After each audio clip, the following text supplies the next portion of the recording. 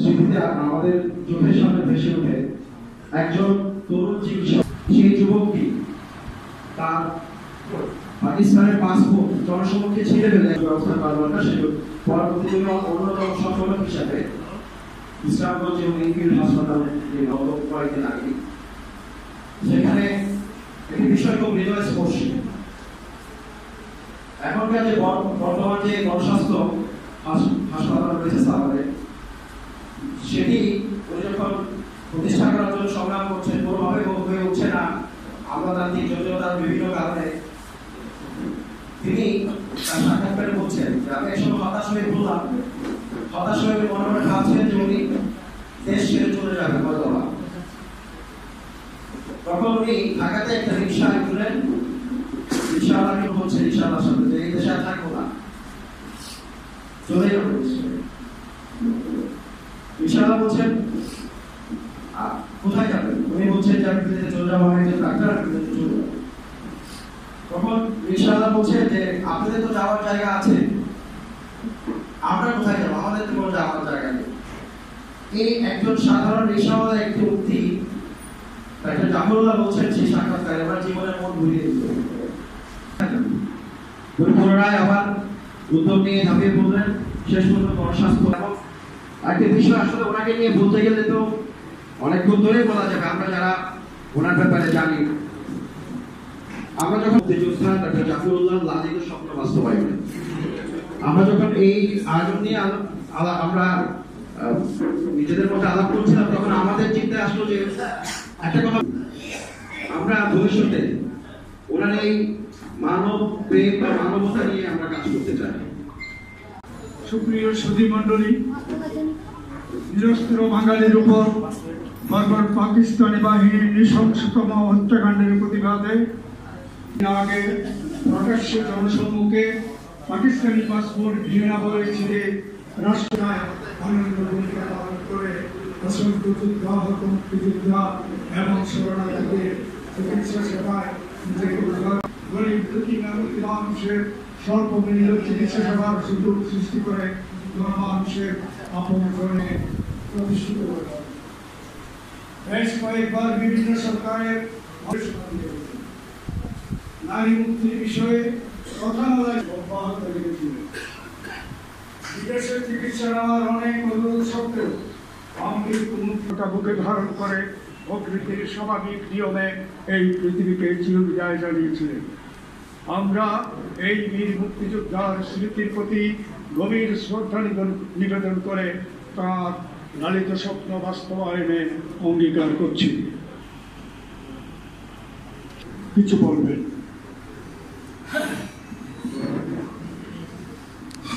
সভাপতি যারা শুনছেন, আমাদের আজকের শ্রীনাপা সহ আমাদের সকল সম্মানিত অতিথিবৃন্দ, আমি বলেছিলাম তাকে জাফরুল্লাহ ভাই অন্তত আজকে আমার চেয়ে ছিল, আমরা ওনার দোলাইদের ওনার পিছিয়ে লাগে অনুসরণ করার চেষ্টা করছিলাম। উনি আহত নিহত প্রত্যেকের সাথে দেখা না করে, এখানকার কর্তৃপক্ষের সাথে দেখা না করে উনি ফিরবেন না। মানে ওনাকে আমরা ঠিক বলা যায় যে ওনাকে অন্য কোনো কথাই বলা যাচ্ছে না। উনি সমস্ত কাজ শেষ করে তারপর ফিরবেন। তো ওই তার আগে ওনাকে বলছিলাম যে আপনি চট্টগ্রামের সন্তান, আপনি চট্টগ্রামে যেন কি করেছেন, কিছু করেন নাই, সব ঢাকায় করছেন। উনি বসে বসে হাসতেন। কিন্তু অধিক উনি যাওয়ার সময় উনি আমাদের কাছ থেকে ইফতার করে বিদায় নিয়ে যাচ্ছেন, আস্তে করে আমার তার পাশে গিয়ে বললো আমি গরিবের হাসপাতালের কাজ শেষ করতে আছি। আমি একটু লজ্জা পেলাম। তো উনি আরো বললেন যে আমার আরো স্বপ্ন ছিল চট্টগ্রামে একটা কিডনি ডায়ালিসিস সেন্টার করার। সেটার ইতিহাস আপনারা অনেকেই জানেন। মহানদীরা এই চট্টগ্রামের ভাগ্য ছিনিয়ে নিয়ে বিরাট নেতা হয়েছে, ওনারা বিশাল নেতা। চট্টগ্রামের ভাগ্য তাদের হাতে, নাম বলতে আমার ভয় লাগছে, ওই জন্য বলছি না। আর উনি শুধু কথার মানুষ ছিলেন না, উনি সমস্ত কথাকে কাজে পরিণত করেছেন। উনি নারী বিষয়ে ওনার খুব বেশি কথা দেখি না, কিন্তু ওনার অনেক বেশি কাজ দেখি, এত বেশি কাজ কেউ করেন নাই। ওনার উনি যখন ওষুধ ফার্মেসি করেন, ওইটাতে উনি শুধু নারীদেরকে নিয়েছিলেন। অনেকেই বলছে শুধু নারীদেরকে নিয়ে কি হবে, কিন্তু বলছেন না, ওদেরকে একটা অ্যাডভান্স দাও, ওরা কিছু শিখে দেখা গেল নারীরাই শুধু ভালো কাজ করছে। এইখানে আরো অনেক কথা বলা যায়, এই কথা থেকে আমরা না যাই। একটা মহাসাগর, আমরা রাজনৈতিক কর্মীরাও মনে করি আমাদের অনেক কিছু দিয়ে গেছেন বাংলাদেশের, শুধু স্বাস্থ্য না, রাজনীতি, সংস্কৃতি, অর্থ, জীবন হবে তরিকে গঠন, মরণে হাসিবে তুমি সুপ্রিয় সুধীমণ্ডলী, এখন আপনাদের সামনে কিন্তু কথা বলার সুযোগ পাইনি, কারণ আমি খুব ঘুরতে ছিলাম, আমি খুব খারাপ অবস্থায় ছিল। ওখানে গিয়ে যে জিনিসটা আমি উপলব্ধি করলাম সেটা হলো উনি যে সাধারণ মানুষের জন্য মানে যে কাজটি করেছিল, ওখানে অনেক রুগী আসতো, ওনাদের সাথে কথা বলে জানতে পারলাম যে কষ্টটা অন্য জায়গায় বেশি, তারা ওই জায়গায় চিকিৎসা না করে কম টাকায় শুধুমাত্র গণস্বাস্থ্য চিকিৎসা করার জন্য আসে। তখন আমি চিন্তা করলাম কেন তখন ডাক্তার জাফরুল্লাহ স্যারের কথা বলতো, এই যে একটা সাধারণ মানুষের জন্য একটা যে অবদান বা তাদেরকে চিকিৎসা ক্ষেত্রে তার যে একটা অবদান সেটা খুবই স্বীকার। কারণ একটা শ্রেণী আছে মহানাকে মুছে দেওয়ার জন্য সচেতন কিন্তু অবস্থান হোক বা কোনো পরিকল্পিত হোক, মহানা আসলেকে মুছে ফেলার জন্য একটা প্রচেষ্টায় লিপ্ত আছে। এখান থেকে তোমাদেরকে ভূমিকা নিতে হবে। আজকে জাফরুল্লাহ একজন সম্ভব ছিলেন, আমরা দেখেছি, আমাদেরকে লিখে দিতেন। তিনি অরাজনৈতিক, তিনি রাজনৈতিক। সর্বশেষ তিনি আমাদের মহানা সাহেব যে অনুসারী পরিষদের তিনি আহ্বায়ক ছিলেন, আমাদেরকে অনেক কিছু একজন মহান দেশপ্রেমিক থাকতে পরে আমরা যত জানি। আজকে যারা জীবনের বিনিময়ে যুদ্ধ রণাঙ্গনে গেছেন, সারা জীবনের মায়া ত্যাগ করে দেশের জন্য, যে জীবন মায়া ত্যাগ করে রণাঙ্গনে যায় দেশ মাতৃকার জন্য, তাই দেশের প্রেমী চৌধুরী সে চিকিৎসা শাস্ত্রে উচ্চতার থেকে উচ্চতা থিসিস করার জন্য যেখানে শ্বাস পেয়েছেন, ভবিষ্যৎ নিজে করার জন্য, সেটা ত্যাগ করে মায়া ত্যাগ করে নিজের দেশকে উজ্জ্বলের জন্য আপনারা পাইলে চাকরি করছিলেন। কি জীবনের মায়া ত্যাগ করে কি রিস্ক নিয়ে ভারতে চলে গেছিলেন। আজকে এই জাফরুল্লাহ ভাই আমাদের সাথে খুব সেদিকে ঘনিষ্ঠ হয়েছিল, ওনার সম্পর্কে খুব দেখছি, যত পারছি। অত্যন্ত সাধারণ মানুষ, বড় মানুষ এবং মেহনত মানুষের মতো সাহেব লুঙ্গি পরে আমি দেখছি, আশা করে উনি ডায়ালিসিস করে আমাদের সভা থেকে গেছিলেন। আমাদেরকে শুধু বলছিলেন তোমরা যাও, মৌলানাকে একটু তুলে ধরো সব জায়গায়।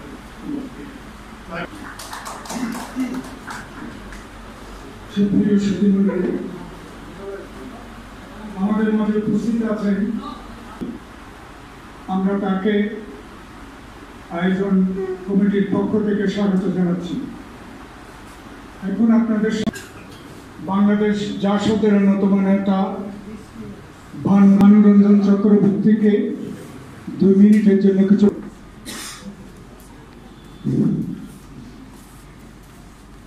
ডক্টর জাফরুল্লাহ আজকের এই স্মরণ সভার সম্মানবৃন্দ, সুধীজন, আপনাদের অভিনন্দন এবং শুভেচ্ছা। আমি ডক্টর জাফরুল্লাহ স্মৃতির প্রতি গভীর শ্রদ্ধা জানাচ্ছি। তেমন যোগ্য সমাধি করি, মৃত্তিকা বলো, পর্বত বলো অথবা সুনীল সাগর জলে, কিন্তু আমরা এ লাশ হৃদয়ে হৃদয়ে দিয়েছি। ডক্টর জাফরুল্লাহ লালিত স্বপ্নের কথা বলেছেন ব্যানারে। উনার লালিত স্বপ্ন করে প্রত্যেককে অভিনন্দন জানিয়ে পুনরায় এই আমৃত্যু বিপ্লবীর প্রতি আমার শ্রদ্ধা জানিয়ে আমার বক্তব্য শেষ করছি। সবাইকে ধন্যবাদ। জনাব ভানুরঞ্জন চক্রবর্তী, আমি শুভেচ্ছা জানাচ্ছি।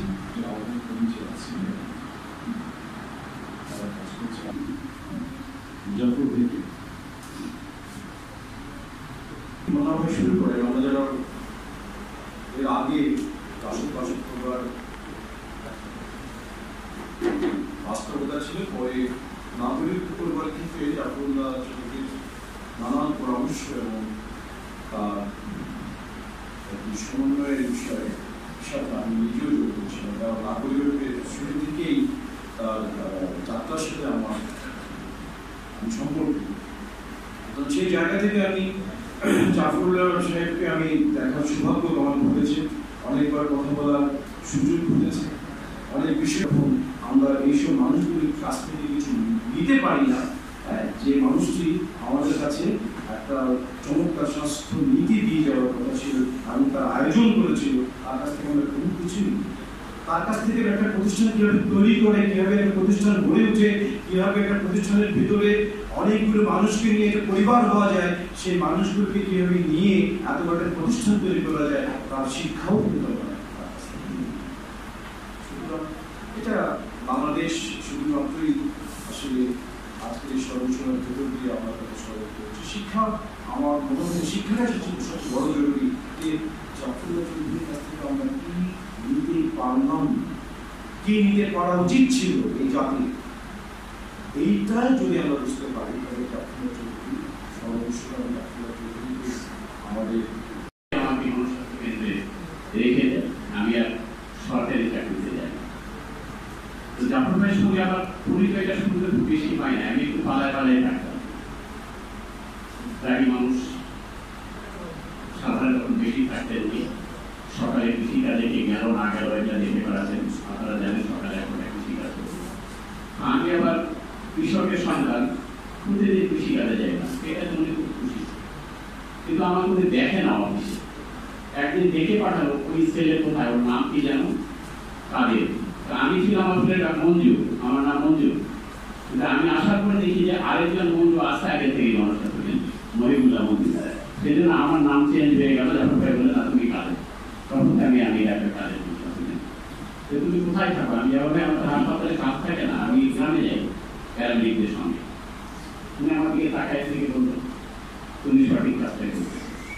তো প্রথমত গ্রামে যেতাম, যার কারণে আস্তে আস্তে উনি আমাকে সরাসরি কম দেখা হতো, পালায় পালায় বেড়াতাম, কিন্তু চিনে ফেলতেন। আমাকে নিয়ে একবার বগুড়া একাডেমিতে গেলেন। সেখানে আমি দেখলাম যে জাফর ভাই কিভাবে মেয়েদেরকে উদ্বুদ্ধ করে কাজ করার জন্য এগিয়ে দেয়। আমরা টেলিকাতে অপেক্ষা করছি, সামনে বেশ কয়েকটা গাড়ি ট্রাক লাইন, আমাদের সঙ্গে সালেহা ড্রাইভার আর আমাদের একজন মহিলা প্রশাসক। উনি সালেহাকে আর তাকে বললেন যে আপনারা নেমে যান, এই গাড়ি সামনে কিভাবে নিয়ে যেতে হবে সেই ব্যবস্থা করেন। ওনারা সামনে গেলেন, ফিরে আসে যাওয়ার পারা যাবে না থাকতে হবে, যান আবার যান। 3 বারের দিন ফিরে এসে তারা ওই গাড়িকে সামনে নিয়ে যেতে পারলো। তো আমি এটা একটা বলতে চাচ্ছি যে উনি শুধু বক্তব্য দিয়েই ক্ষান্ত থাকতেন না, উনি বক্তব্য দিতেন না, মানে বক্তৃতার সর্বস্ব বক্তব্য কথা বলতেন না। উনি যেটা করতেন সেটা সরাসরি করে দেখাতেন। আমার সঙ্গে মিশ্রণ, আমি একাধারে ওনার কর্মচারী ছিলাম, উনি আমার মেন্টর ছিলেন, অভিভাবক ছিলেন, শিক্ষক ছিলেন, যার জন্য কিন্তু কথা ভয় পেতাম, যুক্তি তর্ক খুব বেশি করতাম না জাফর ভাইয়ের সামনে। কারণ এরকম দেখেছি যে জাফর ভাই যদি আমরা কোনো একটা জিনিসকে খুব বেশি দূরে এস্টাবলিশ করার চেষ্টা করতাম, জাফর ভাই এটাই ঠিক, আমরা এটা বুঝেছিলাম, উনি ঠিক ওটা বিপরীত দিয়ে করতেন।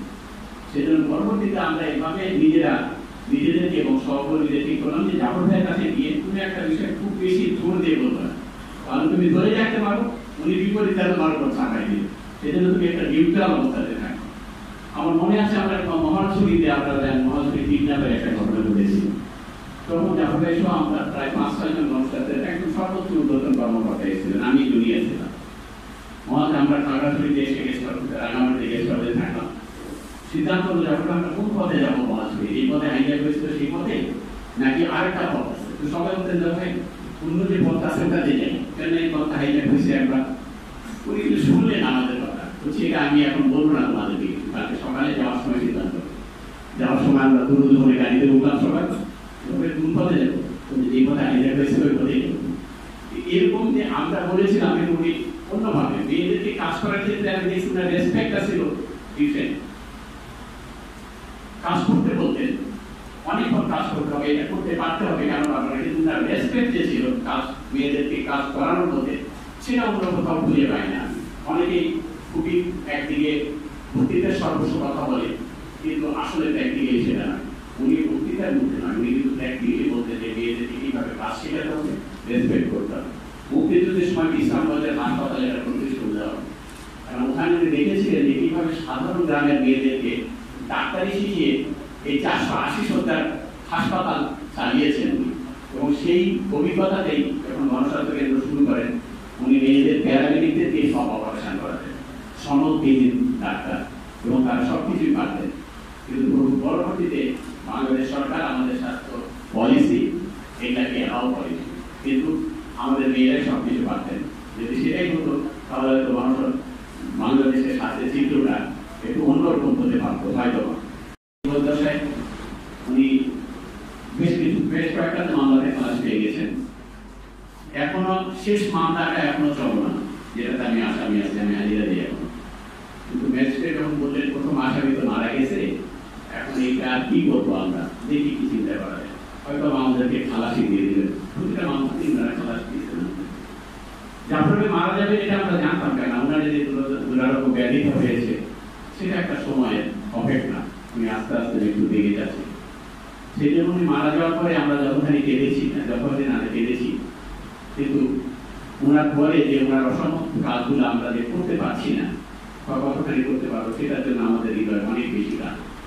আমি একটা স্লোগান লিখেছিলাম ওখানে ওনার কবরের পাশে দাঁড়িয়ে, এই স্লোগানটা আমারই লেখা ছিল ব্যানারে, যে জাফর ভাই আপনি যেখানে থাকেন শান্তিতে থাকেন, আমরা আপনার অসমাপ্ত কাজগুলো সমাপ্ত করব। কিন্তু আমি এখন গণস্বাস্থ্য কেন্দ্রের প্রেক্ষাপট পরিস্থিতি সব বিবেচনায় আমি এমনিতেই কিন্তু কাদিয়ার মনে হয় যে আমরা সেই অসমাপ্ত কাজগুলো সংগঠন করতে পারবো। আপনারা এরকম নাগরিক সমাজ আয়োজন করবেন, আমাদেরকে সহায়তা করবেন, আমরা ওরা অসমাপ্ত কাজগুলো সমাপ্ত করতে চাই।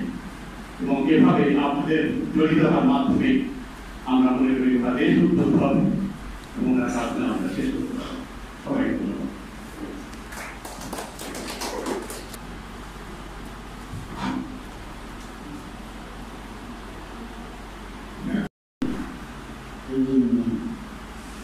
ডক্টর জাফরুল্লাহ আমাকে অত্যন্ত স্নেহ করতেন, কিন্তু এই দুঃসময়ে আমি লিডার ক্যান্সার আক্রান্ত, এই দুঃসময়ে জাফরুল্লাহ ভাইয়ের সহযোগিতা আমার বেশি প্রয়োজন ছিল। কিন্তু তিনি আমাদের সাথে চলে গেছেন। ডক্টর জাফরুল্লাহ ছিলেন চিরবিদ্রোহী, তিনি অন্যায়, অত্যাচার, শোষণ, জুলুমের বিরুদ্ধে প্রতিবাদ করেছেন। যেখানে নিপীড়ন হয়েছে, জুলুম হয়েছে, সেখানে তাদের পাশে দাঁড়িয়ে তিনি আমাদের পাশে দাঁড়িয়ে সাফল্য কৌশল দিয়েছেন। অসন্তোষ প্রকাশের দুরন্ত সাহস, জীবনের শেষ দিন পর্যন্ত সেটা উনি দেখিয়ে গেছেন। ওনাকে জানতাম গণস্বাস্থ্য ম্যাগাজিনটা বের হওয়ার পর, যখন জুনিয়র ডক্টর ছিলাম, কিন্তু চিনলাম যখন 1982 সনের ড্রাগ পলিসি তৈরি করা হয়। আমরা পার্ট 2 স্টুডেন্ট। ইনফ্যাক্ট এই ড্রাগ পলিসিটা আমরা শিডিউলগুলো বানাতাম FCPS সেকেন্ড কোয়ার্টার স্টুডেন্টরা।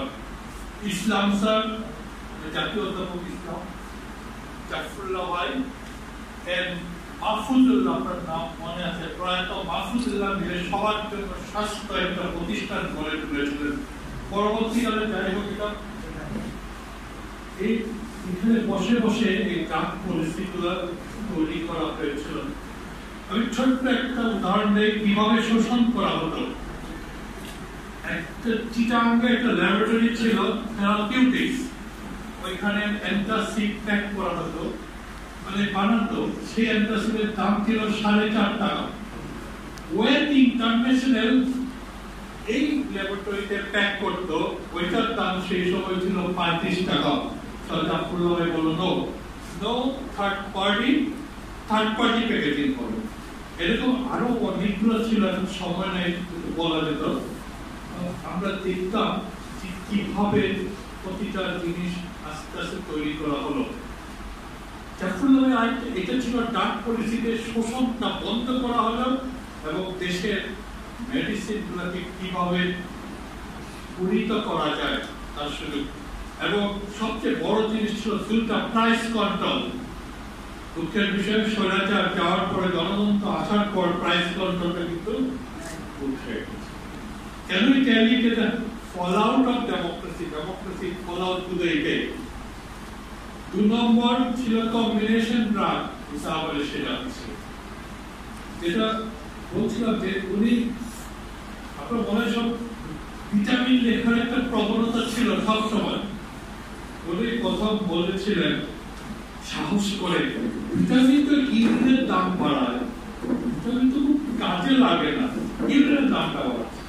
এরপর শুরু হলো নিউ স্টাইল ব্লিস্টার স্ট্রিপ, ট্যাবলেটগুলোকে ব্লিস্টার স্ট্রিপে দেয়, এতে 25% দাম বেড়ে যায় ওষুধে। তখন ডাক্তার বলেন আরে রুগী তো ওষুধ খাবে, ব্লিস্টার স্ট্রিপ তো খাবে না। এমনি সব জিনিসগুলোকে সাজিয়ে এনেছিলেন ডাক্তার ভাই। আমার সাথে আরেকটা সম্পর্ক ছিল, ওনার গণস্বাস্থ্যে নগর কেন্দ্রে প্রতি বছর ইন্টারন্যাশনাল কনফারেন্স হতো। কোনো এক সময় আমি 3 দিনে কাজ করি, আমার রিসার্চ টার্গেট হলো flight of kidney dialysis patient, মানে তাদের দুর্বল। উনি কোথায় এই ব্যাপারটা শুনেছিলেন, প্রতিবার উনি বলতেন তুই একটা প্ল্যানারি পেপার দিবি আর সেটা হবে ওই পেপার। এটা বিরক্তিকর বলতেছিল, আমি 6 বার ওদের কনফারেন্সে একই পেপার করেছি। আমি জাফর ভাইকে দেখে ভাবতাম আমাদের স্কুল জীবনের একজন ইয়ে ছিল, কি বলে হিরো ছিল, সবাই নাম জানেন, চে গুয়েভারা। 60s আমি স্কুল স্টুডেন্ট। চে গুয়েভারাও ছিল একজন ডক্টর। চে গুয়েভারাও ফেরি কি বলে বিপ্লব ফেরি করতে গিয়েছিল। প্যাট্রিস লুলুম্বা, কেনেথ থাউডা এন্ড জম্মু কেনিয়াত্তা আফ্রিকাতে বিপ্লব ফেরি করতে গিয়েছিলেন, কিন্তু সেখানে আলটিমেটলি পারেননি, failure and he was killed. হয় না, ডায়ালিসিসের কতগুলো প্যারামিটার আছে, ওয়ান ইজ কল্ড কেপিভি, একমাত্র গণস্বাস্থ্য কেন্দ্র সেটা অ্যাটেন্ড করতে পারে আর পারেনি, কেউ পারছে না। যাই হোক, আমাদের পুরুষের রেকর্ড রাখার লিখার কোনো অভ্যাস নেই, ফলে আজকে আমরা যা বলছি তা কিছুদিন পরে হারিয়ে যাবে, তারপরে দেখেন বিস্মৃতির অন্তরালে চলে যাবে এবং এবং এবং তারপর বাইরেও আংশিক হারিয়ে যাবে। আপনারা দেখেছেন সেকেন্ড ওয়ার্ল্ডের সময় প্রত্যেকটা জেনারেলের ডায়েরি বেরোচ্ছে, একটা বই বেরোচ্ছে। ফার্স্ট ওয়ার্ল্ড ওয়ার আনা ফ্রাঙ্কের বইটা ডায়েরিটা পড়েছেন, কি হচ্ছে এটা আমাদের এখানে সবকিছু কি গোদামে দিয়ে বানাতে হয়।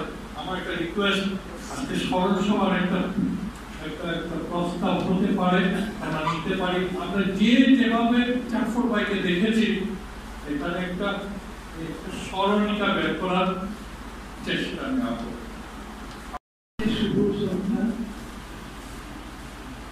আপনারা যে আয়োজনটা করেছেন সেটার জন্য আমি আমার পরিবারের পক্ষ থেকে এবং গণস্বাস্থ্য পরিবারের পক্ষ থেকে প্রথমে কৃতজ্ঞতা জানাই আপনাদের সুদাসির জন্য।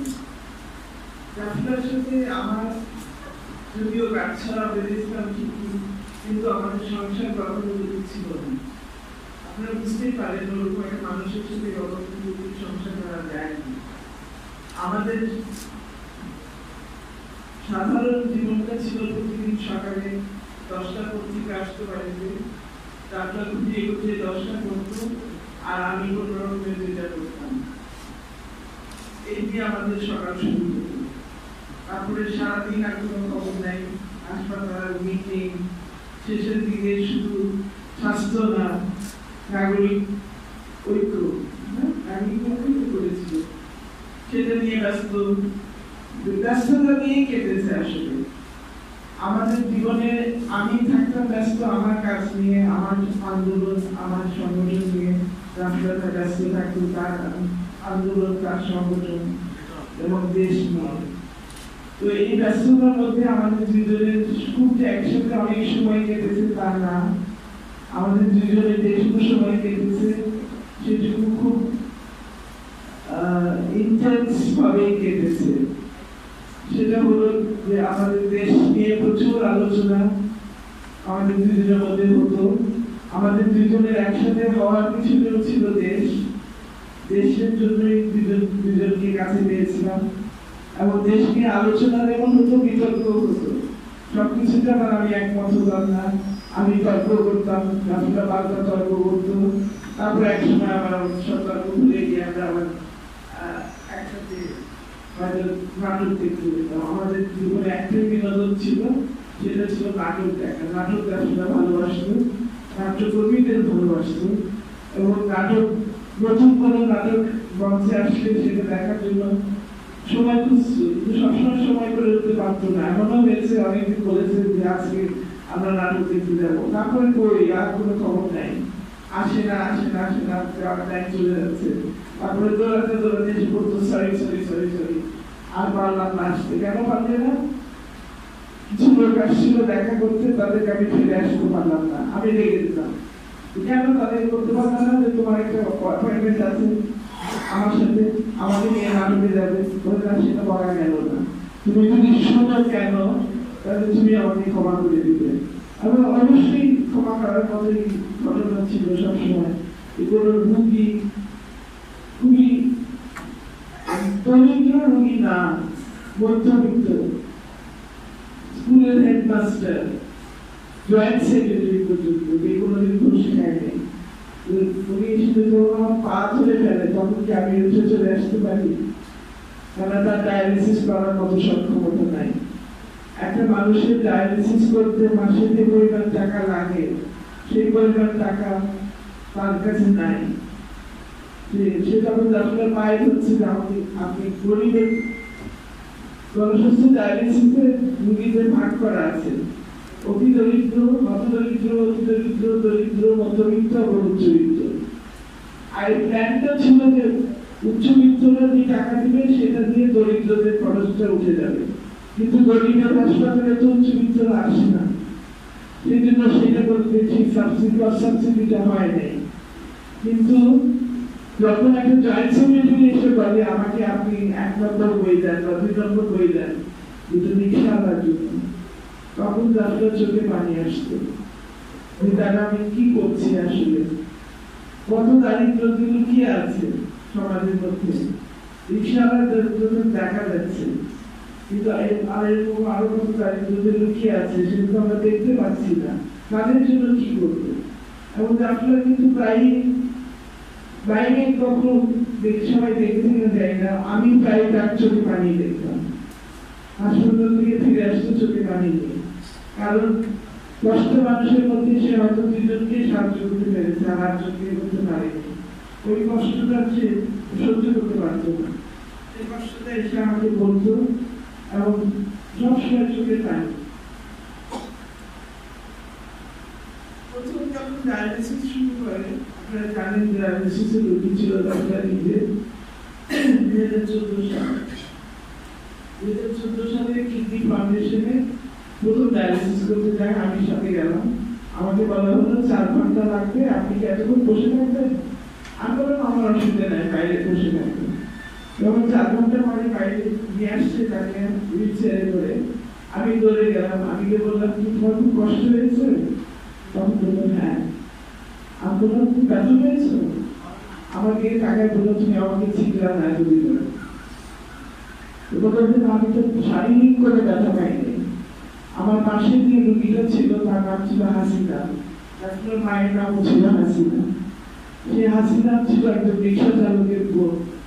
হাসিনাকে জিজ্ঞেস করেছিল যে আপনি আবার কবে আসবেন, কারণ সপ্তাহে হয় 2 দিন না 3 দিন ডায়ালিসিস করতে হবে। হাসিনা বলেছিল আমি তো জানি না, আমার ভাই রিক্সা চালায়, আবার যখন টাকা জোগাড় করতে পারবে তখন আমি আসবো। এটা তো আপনারা সহ্য করতে পারেন নাই। হাসিনাদের জন্য আমরা কখন কি করবো? আরেকটা কথা প্রায় শেষের দিকে বলতো, মুক্তিযুদ্ধ নিয়ে গর্ব করতো ঠিকই, কিন্তু মুক্তিযুদ্ধ নিয়ে অনেক কষ্ট ছিল। কেন যুদ্ধ করেছিলাম, কিন্তু আজকে এত বছর পরেও হাসিনারা ডায়ালিসিস না পায়, তাহলে এই যুদ্ধটা কিসের জন্য করেছিলাম আমরা? কষ্টের সাথে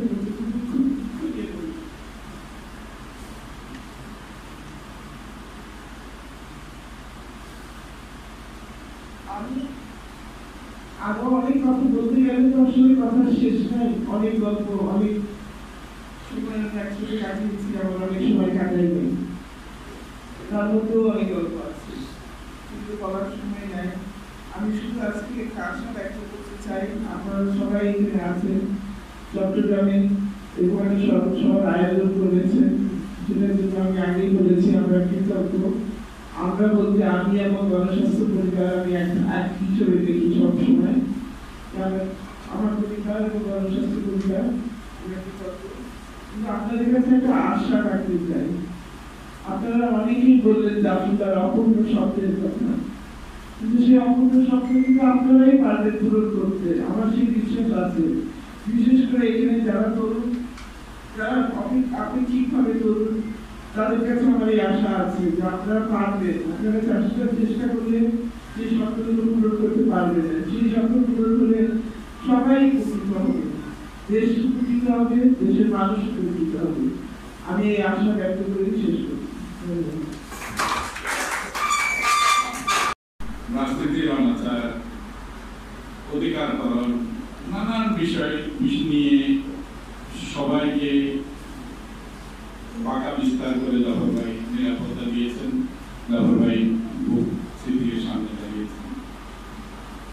আমি জাফর ভাই চট্টগ্রাম আসলে অনিবার্যভাবে আমাকে সারাদিন, যতক্ষণ যতদিন থাকতো আমাকে সাথে সাথেই থাকতে হতো।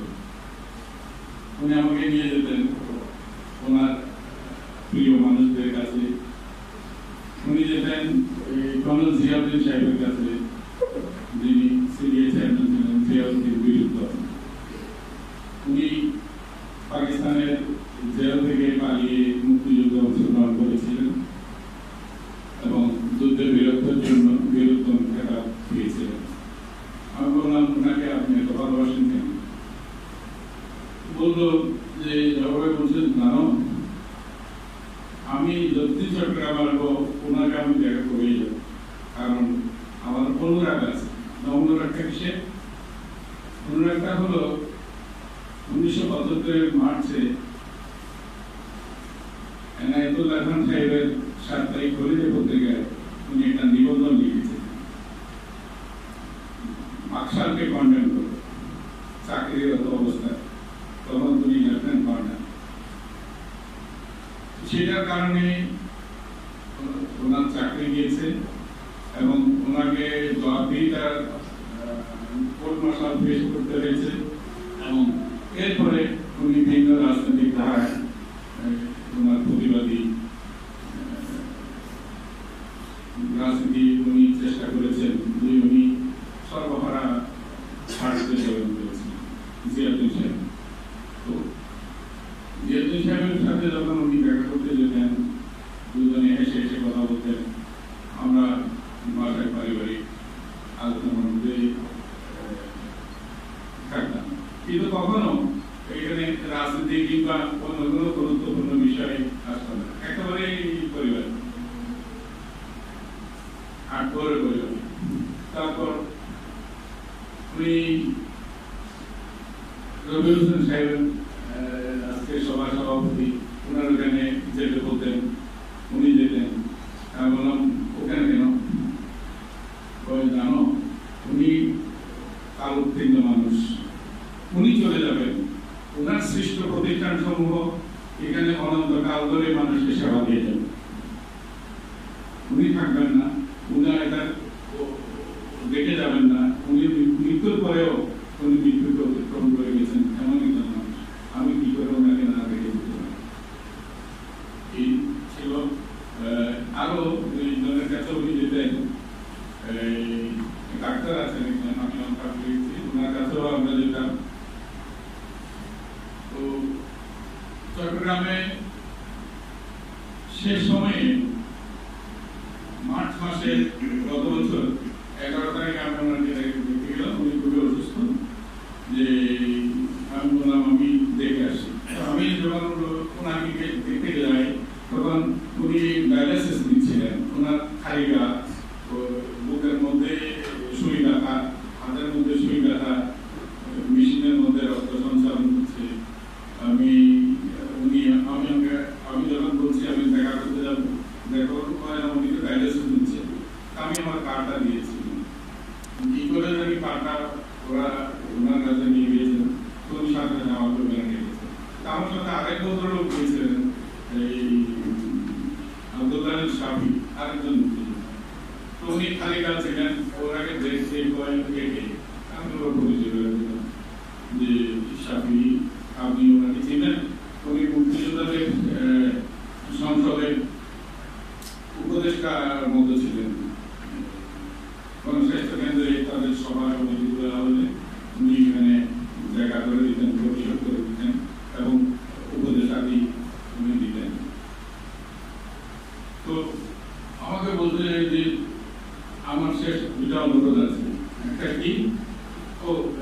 ইতিমধ্যেই একটা বিষয় যে ওনার যে গণস্বাস্থ্য কেন্দ্রে ওনার একটা স্বপ্ন ছিল চট্টগ্রামে একটা ডায়ালিসিস সেন্টার করবে।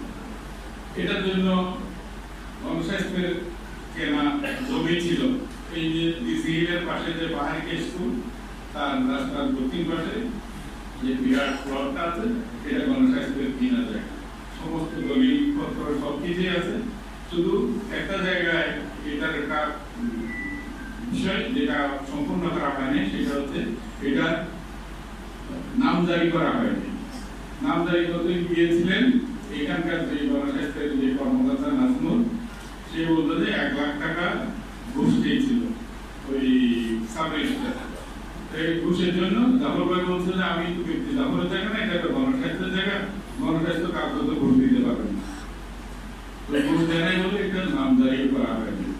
পরে আমরা সমস্ত দলিল কাগজ ইত্যাদি নিয়ে আমরা রেভিনিউ সাহেবের কাছে গেলাম, ওনাকে সব দলিল দেখালাম, সব দলিল সব কিছুই ঠিকঠাক আছে।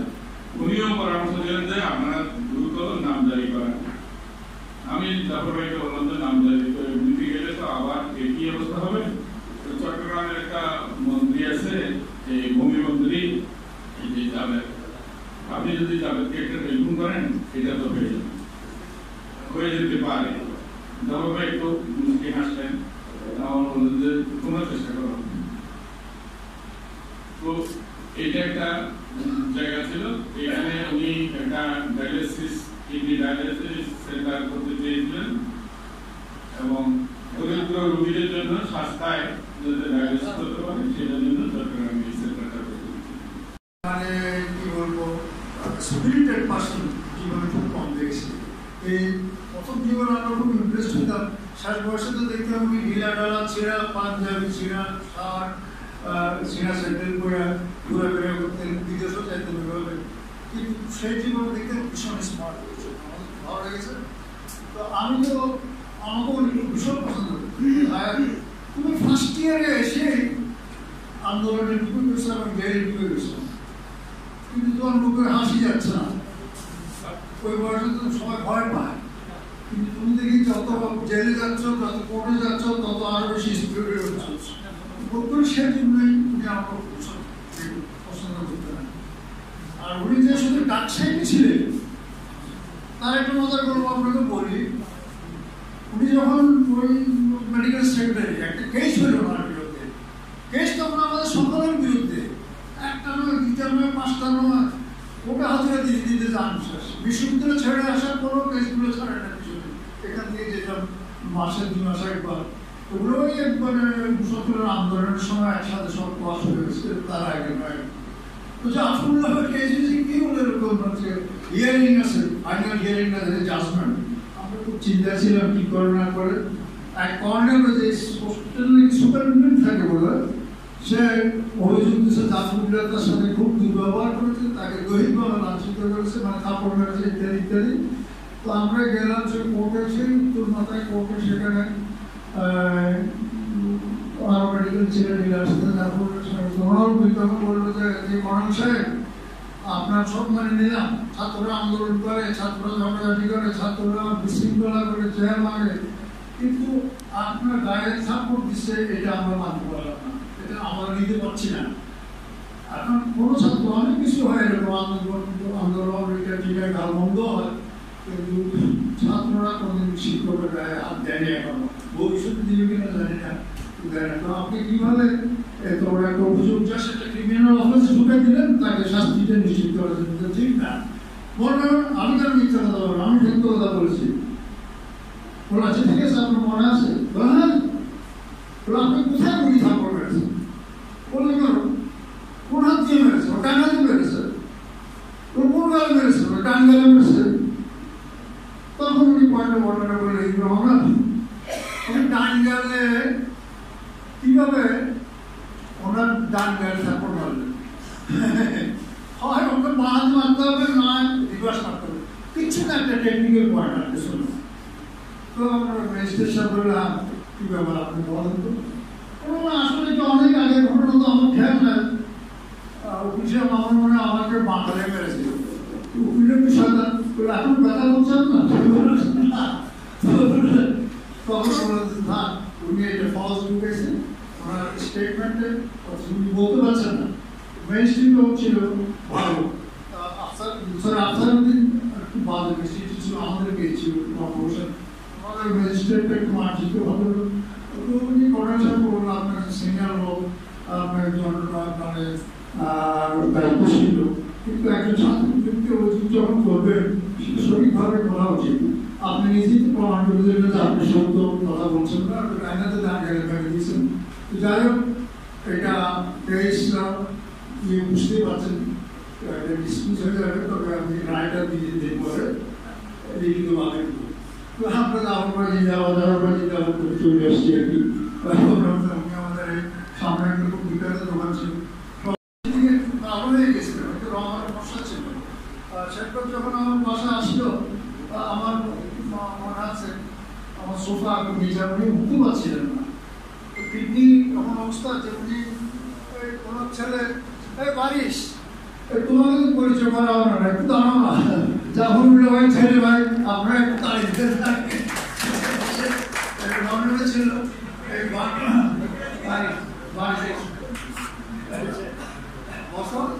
বারিশ ছিল, বারিশ তোমার জাফরুল্লাহর বোর্ড কোথায় গেল? ওই ওদিকে গেছে না, আর এক ভাগ অনুষ্ঠিত আমার খুব ভালো লাগে। তো জাফরুল্লাহকে পরে আরেকটা কে ছিল যে ছাত্ররা তার না আমি ভয় পাচ্ছিলাম যে উনি ঠিক বেরিয়ে, কিন্তু উনি ওনার নিজের ব্যাপারে একবার উদাসীন। দেখেন ওনাকে আমরা আগেই বলছি যে আপনার বিদেশে এত অফার দিচ্ছে, যেখানে আপনার পড়াশোনা করছে সেখানে বিনা পয়সা গিয়ে আপনার অপারেশন করে আসতে পারেন। আমার এই ভাই ডক্টর রবিউল হোসেন ডাক্তার মানুষ, খুব ইন্টেলিজেন্ট মানুষ, যখন দেখলো যে কিডনি খুব ক্যান্সার করছে জোর করে দৌড় দিয়ে অপারেশন করে আসছে সিঙ্গাপুর থেকে। শুধু তাই নয়, 1 বছর 2 বছর পরে তার স্ত্রীকেও মানে আমার শারীরিক অপারেশন করে আসছে এবং আরামসে খুব ভালো আছে, আর আমাদের বন্ধু ডাক্তার জাফরুল্লাহটা চলে গেল নিজের প্রতি। আমি বুঝতে পেরেছি ভাবিল এত জোর করে করেছে বললেন, এটা বলা উচিত ছিল, যার এত সুযোগ তার ওখানে এত ট্রিটমেন্ট দিচ্ছে। চিটাগাং থেকে আমিও পাঠিয়েছি সবচেয়ে কম মূল্যের এবং সবচেয়ে নির্ভরযোগ্য ডায়ালিসিসগুলো।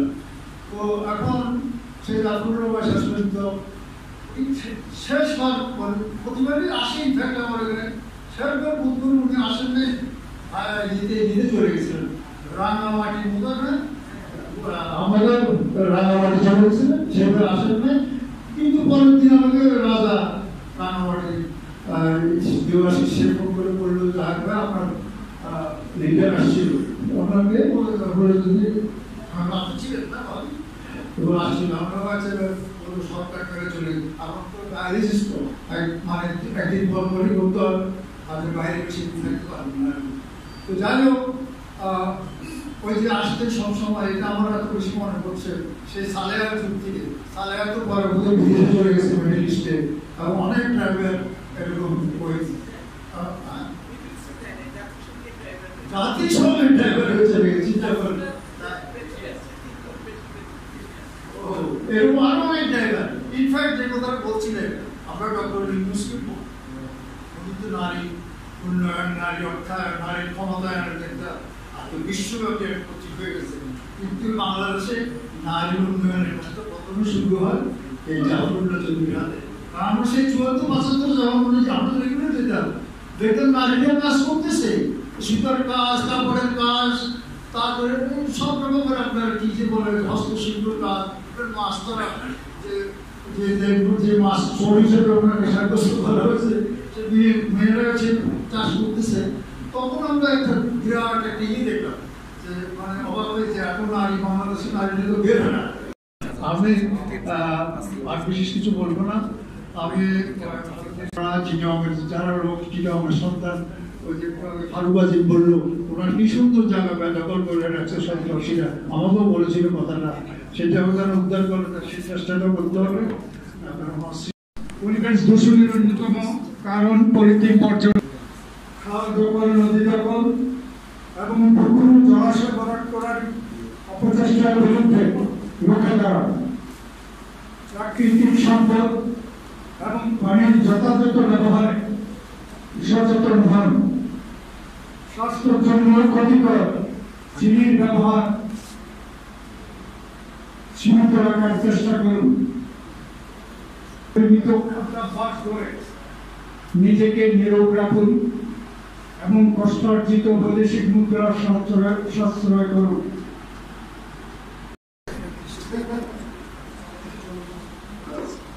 সবাইকে ধন্যবাদ এই অনুষ্ঠানটা করার জন্য। আসলে 1 বছর কেমনে পার হয়ে গেল, আসলে মনে হয় অনেক লম্বা একটা বছর গেল, আমার মাঝে মধ্যে মনে হয় কয়েকদিনের মতো 1 বছর চলে গেল। আমার বাবার সাথে শেষ চিটাগং আসছিলাম 21 সালে, আমার ফুপু যখন মারা যায়। আমাদের গ্রামে গিয়েছিলাম আমরা খবর দিতে। যাওয়ার পথে আমার সাথে ছিল বাবু যাদব, আসামি অনুসরণ পরিষদের।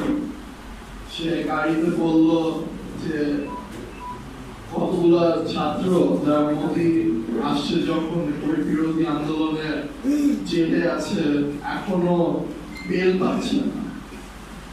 আমার বাবা যেখানে যাচ্ছে তখন তার মনে অনেক কষ্ট, তার বোন মারা গেছে, খবর দিতে যাচ্ছে। তারপরে তার মনে হলো যে না, তুমি আমাকে জানাও নেক্সট হিয়ারিং কবে আমি যাবো। আর সে গেল। পরে ওই হিয়ারিং এ গিয়ে অনেকজনেরই বেল আদায় করে আনতে পারলো। একটাই আমার মনে থাকে সবসময়, ছোটবেলার একটা গল্প আমার বাবাকে নিয়ে। একবার ধানমন্ডিতে চট্টগ্রাম সমিতি ঢাকাতে একটা অনার দেওয়ার কথা ছিল। ওইখানে সবাই অনেকক্ষণ চিন্তা করছিল যে আসলে কি জাফরুল্লাহ চৌধুরী চারটিয়াতে কথা বলতে পারে কিনা। বেশিরভাগ মানুষই মনে হয় তখন বেট লাগাইছিল যে পারবে না। শুরু করেছিল বক্তব্য নর্মাল বাংলায়, কিন্তু সব অতিথিদের কি বলে দাবিতে চারটিয়া বলে ছাড়তেই হতো। আমি অনেকবার বলেছিলাম আমাকে শিখাইতে, আমাকে কোনোদিন শিখায় নাই। কিন্তু আশা করি চিরঙ্গের সাথে যে টানটা আছে ওটার জন্য তার অনারে একদিন আমিও শিখতে পারবো।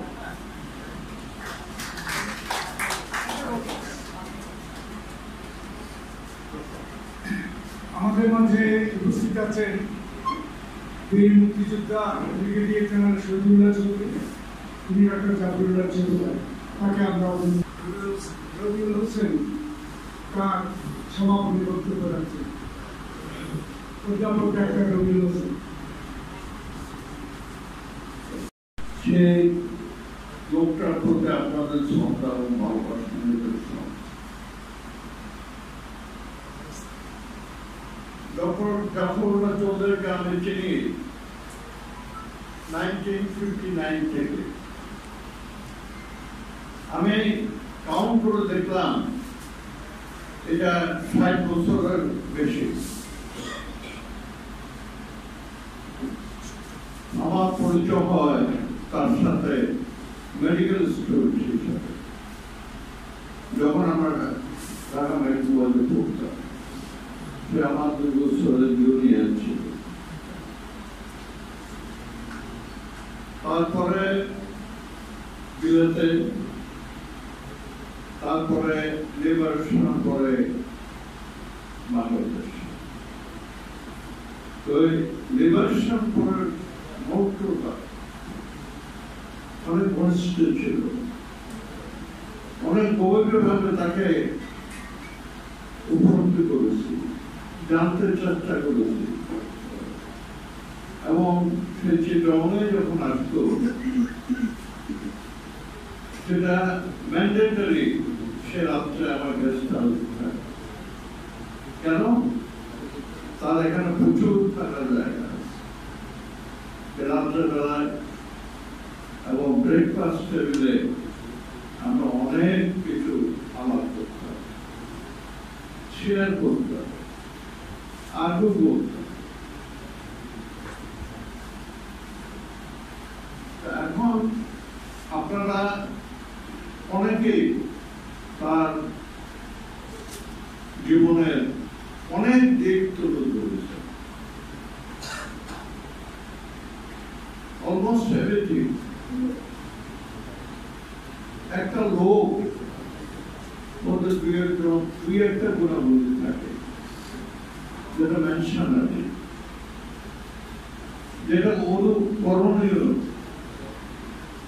কিন্তু আমি যেটা দেখেছি ডক্টর জাফরের কাছে অনেক গুণাবলীর মানুষ, চিন্তা করা যায় এক্সেপশন হিউম্যান কোয়ালিটি। এবং এতদিনের সেই আলাপ 10 মিনিটে 5 মিনিটে শেষ করার আমি দুই একটা বিষয় আপনাদের সামনে তুলে ধরব। ডক্টর জাফররা দেখা দিয়েছে পেট্রিয়টিজম কাকে বলে। আমার জানা নাই একটা লোক এত বছর বিলাতে পড়াশোনা করে ফাইনাল পরীক্ষার আগে এই যুদ্ধের মধ্যে ঝাঁপায় পড়ল। সে আজকে প্রফেসর হতে পারত, রিসার্চার হতে পারত, কিন্তু সব দেশে ভুলে গিয়ে দেশকে স্বাধীন করার জন্য লেখাপড়া বাদ দিয়ে আমার জানা আর কেউ নাই এরকম সেক্টরে পায়। তাদের আমি দেখি নাই। 2 নম্বর হচ্ছে গরিবের বন্ধু। আমরা ডাক্তারি করি, কিন্তু এই ধরনের ডাক্তারি গরিবের বন্ধু আমার চোখে কম। ভাবি একটু বলছিলেন গরিবের দুঃখে তার সূত্রেই পাল্টা চাবে। সে গরিবের জন্য কাজ করছে। তার মধ্যে আমি দেখেছি যে ফোর্থ সাইডের আলাপের মধ্যে প্রমাণ পায়। আমরা চিন্তা করি আগামী 5 বছরে, ডক্টর জাফরুল্লাহ চিন্তা করে আগামী 50 বছরে।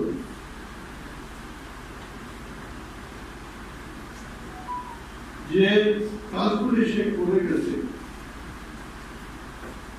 সেগুলি তাই প্রমাণ করে, ক্ষণস্থায়ী না। ধরেন একটা সবাই সে হেলথ ইন্স্যুরেন্স পলিসি 10 টাকা। আজকে হেলথ ইন্স্যুরেন্স বাংলাদেশ জাফরুল্লাহকে বাংলাদেশের স্বাস্থ্য ব্যবস্থা অনেক উন্নতি, বিশেষ করে গরিবদের জন্য। সে দেখা গিয়েছে সে 10 টাকা মাসে দিয়ে কিভাবে একজন লোকের স্বাস্থ্যের পুরা সচেতন দায়িত্ব নেওয়া যায়। It is possible. আমি আরেকটা জিনিস বলি আপনাদের, আমি যখন এই সেক্টরে আছি আমিও শিখতে চাই, শিখতে করছি। দেখেন আমার কাছে পরিবারের কোন চিকিৎসা পায়, তাদের কোন বিরাট কোন অসুবিধা হতে হয়, হসপিটাল ভর্তি হয়, কোন অপারেশন করতে হয়, জানা জমি সব কিছু বিক্রি করতে হয়। একটা সমীক্ষা দেখা গেছে আমাদের পার্শ্ববর্তী ইন্ডিয়াতে 42% পেশেন্ট হেলথ ইন্স্যুরেন্স কভার, আর আমাদের দেশে হচ্ছে 2%। আজকে মিডল ক্লাস যে কোনো চিকিৎসা নিতে পারে বিকজ অফ হেলথ ইন্স্যুরেন্স। আমরা পাচ্ছি খুবই জাফরুল্লাহ দেখা দিয়েছে যে দিস ইজ অনলি